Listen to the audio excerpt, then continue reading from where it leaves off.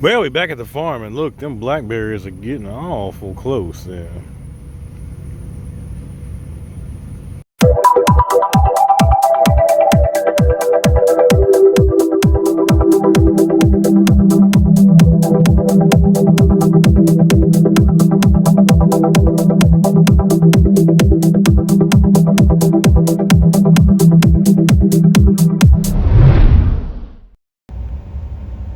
Well, howdy, folks.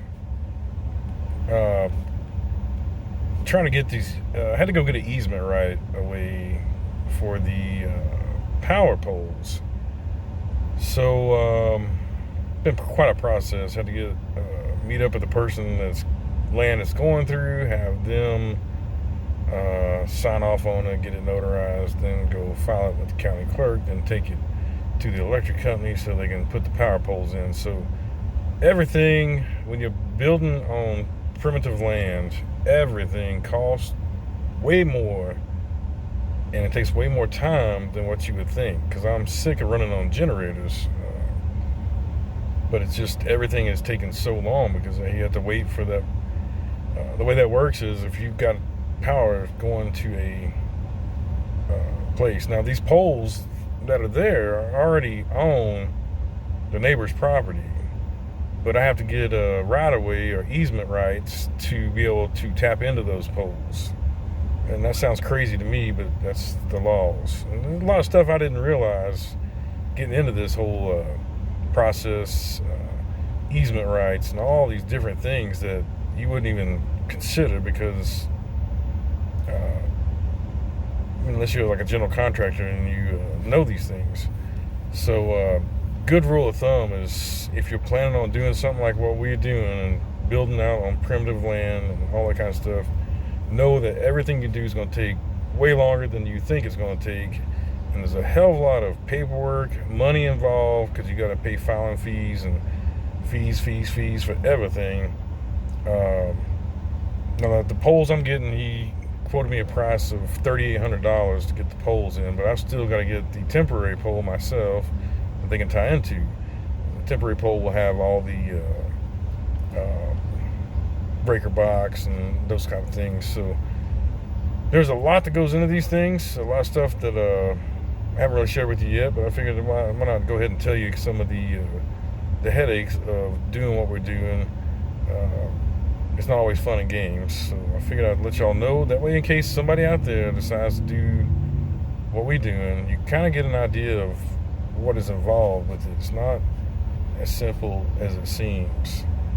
Same thing when you're doing septic. You gotta get we had septic put in 3 weeks ago. Same type of thing. You gotta go get permits. You gotta have them inspected. It's gotta be a certain type of septic. It's gotta have the what they call it, aquatic, where it puts the water back out. All kinds of stuff that I wasn't familiar with, but we're learning as we go.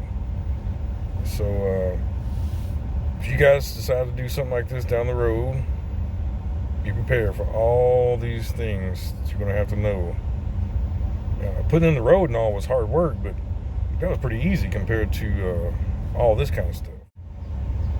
So, without doing any framing or anything yet to this point, it gets very, very expensive with all the hidden stuff that you're not counting on spending. So, luckily, I've been getting a lot of phone calls about booking some stuff for late August, and then it looks like fall is going to be just like it used to be, and make some money back up, because my coffers are getting pretty low at this point from all the expenses we've had on this property. And I haven't went through all that kind of stuff just because it's who cares, right? But for me personally, it's just getting to a point where I need to start getting that work back, which it's so good that things are opening back up, because I would kind of get to a point where I'm stuck if I didn't start making some more money again. So yeah, everything costs a little more than what you think, or a lot more in some cases. Well, I didn't film tonight. I was kind of on the phone, but that's what we have tonight. Some steak and some potatoes, and some new potatoes, and just boiled off and then kind of chopped up. Put a little salt and pepper and a little butter on them. So them, what do you call these? A Hoppin' John, a Poppin' John, a Hoppin' John. and then some bread there. So it's gonna be nice, tasty meat and potatoes type dinner. That is super tasty steak. Put a little Worcestershire on there and some what you call it, liquid smoke, a little Italian seasoning, salt and pepper. There's I just boiled them whole and then just cubed them up there. Put a little salt, pepper, and butter on them. Delicious meal. Sometimes you just need a down home meal to make you feel good for your whole and your soul. Well, like I said, we are back from the road and we had a fantastic trip. My daughter and the grandbaby are doing great. There's nothing like the feeling of being a grandparent. It means you kind of made it through life, raising your kids, and everything kind of worked itself out. There's something to be said for that, because it ain't easy, I guarantee. If you're watching this and you don't have any children and you raised your kids up into the 20s and all, there's a lot that goes into that, let me tell you. And I love being a grandparent because I can spoil the shit out of them and send them back home. I'd like to thank all you guys for all your kind comments over the last couple of videos. Thank y'all so much for all your well wishes and everything for the baby, and it's a real blessing. And glad y'all could be along with us on the road trip. It was kind of a crazy trip because we wasn't planning on a trip at all, and I didn't have clothes with me. It was pretty crazy, huh, Mrs. Chef? We didn't have all our stuff with us. We didn't have our stuff with us, so we just made do, but we made it work. We had that little apartment that had a weird kitchen that had these burners I'd never seen before. You had to put a finger on one side and a finger on the other to make the stove turn on, or the stove top turn on. That was kind of crazy, trying to figure that out, and it didn't get very hot. So, like the spaghetti we cooked there, how long did it take you to have that water on there? Probably 30 minutes to get to where it finally gets to almost boil. So that was interesting cooking in that place for sure. But we had a good time. We got some good food. Tried to show you all some sights and all. The weird part was that Mrs. Chef was allowed to go in the hospital and I was not. So I didn't get to see my granddaughter till she got out of the hospital. What, it was 2 days later? 2 days. Yeah, 2 days later. So it gave me some time to go around and explore a little bit, trying to find some of that boudin and crackling and all. And I got a lot of comments, people telling me places to go eat and all after those videos aired. So definitely gonna try out Billy's Boudin, because people said that place is awesome. So we'll try that next time we go to visit. And one of my subscribers' daughter owns a restaurant down there in downtown, so we're gonna check that out hopefully next time we go. So yeah, it'll be good times. We'll get you some more stuff next time we go down there. And we got a lot of stuff going on the farm here. Like I stated, a lot of things happening right now. About to get busy again here in the next month, so I've got to really focus on getting some of these loose ends tied up on the farm here so we can keep moving forward. So yeah, that's where we're at with everything.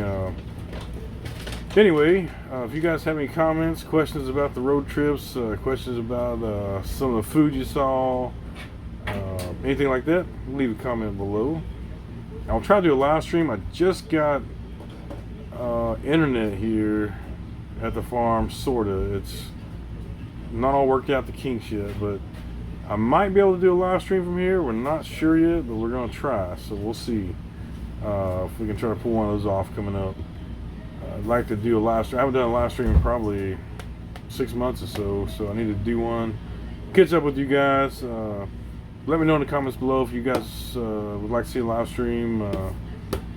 I'll try to do one, or maybe me and Mrs. Chef can both sit in on one and answer questions and comments and things like that. I always try to respond to you guys, questions and comments in the comment box below the videos, and keep in touch with you guys. And one thing I would like to say is I really would like to grow this show so we can do more content. I put a lot of effort into the editing and all, and I know some of you guys have commented that the editing and storylines and all are a lot better than they used to be, because I put a lot more effort into it.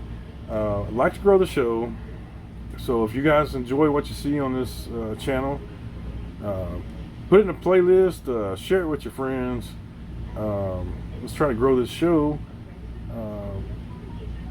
The more and more subscribers we got, the more stuff I can do as far as more stuff I can show you and all. So it also helps to just keep me going, because it's when you see your videos getting more and more views, it's kind of gives you that jolt to push forward. Sometimes the channel gets stagnant and all, and views kind of stagnate and all. And I ain't gonna lie, it kind of just puts you in there. Well, why am I putting forth all this effort? Now that doesn't have nothing to do with you guys that are watching, because you guys are great viewers, great in the comment section, and I love each and every one of you. So almost each and every one of you. Some of you guys are a little crazy, but other than that, and that's coming from the Insane Chef. So if I say you're crazy, you damn crazy. Anyway, yeah, share out the videos, put them in a playlist, something, try to get them out there, and let's get this channel to grow a little bit. It's kind of tilted off here around 2,200 subscribers, and I'd like to get that up some, if at all possible. Anyway, thanks for joining us. If you have any suggestions for future shows or things you'd like to see, leave it in the comments below. And if it ain't too impractical, we might just try to do an episode on whatever your comment is. See you guys next time.